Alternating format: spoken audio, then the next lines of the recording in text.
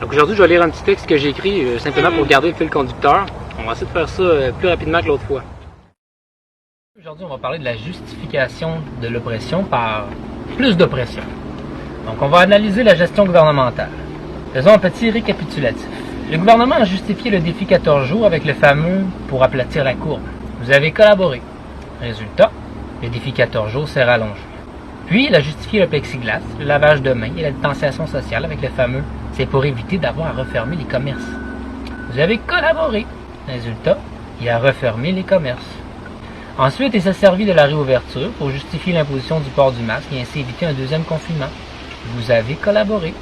Résultat, il a reconfiné avec un défi 28 jours. Vous avez collaboré.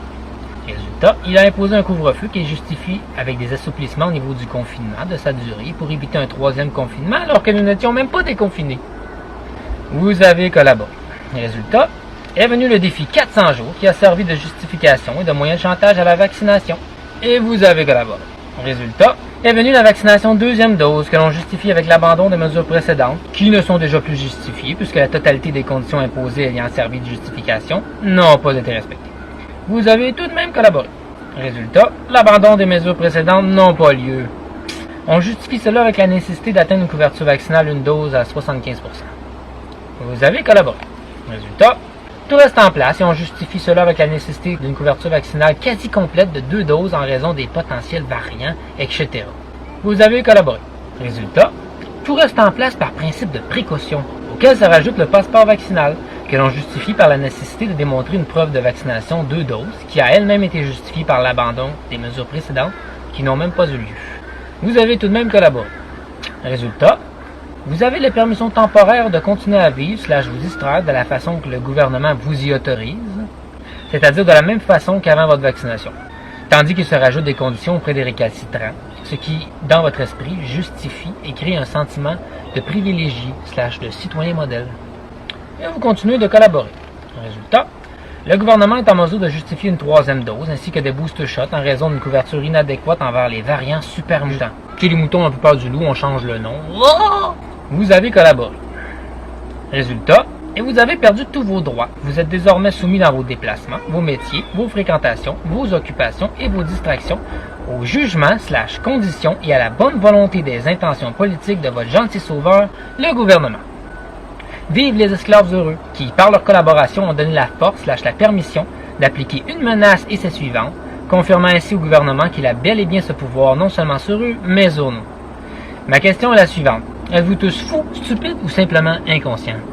Je parle comme ça, mais en réalité, nous devrions avoir de la peine pour les gens qui vivent dans la crainte de leur jugement.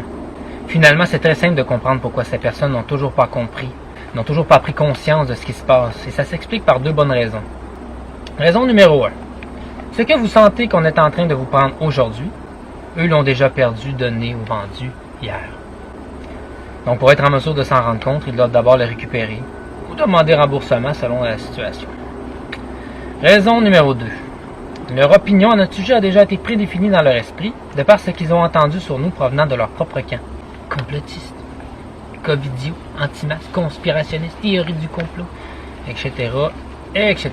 Comme par exemple par les journalistes du genre de Patrick Lagacé qui parlent d'un langage évolué mais qui échangent des propos qui sont vides de sens, fades, sans fondement et qui ne dégagent aucune grandeur d'esprit.